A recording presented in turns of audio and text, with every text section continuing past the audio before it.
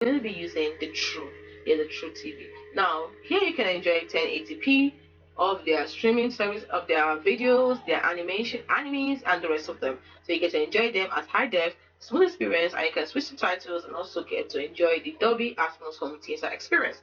Now, how do you do this? Go to the enter the main page of the True TV, then go down and find Google App Store and click on it like this. So you can see among the TV apps, Google App Store, click on it, and then you're gonna click the up button, and then you search. Yes, you search. Type Iqiyi in the search bar and click the search button at the bottom right corner of the keyboard. And once you've done that, it will give you this. Then you quickly download it. After downloading it, you can find it at the plus at the end of the TV apps options. You look at the plus at the end of the TV options, you can see the TV apps, you can see the options, then click on plus.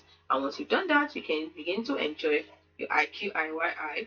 So you click on it and you're going to enjoy the Chinese animes, Chinese animes, sorry.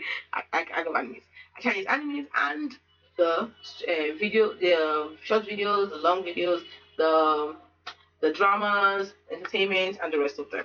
Hope you found this video helpful.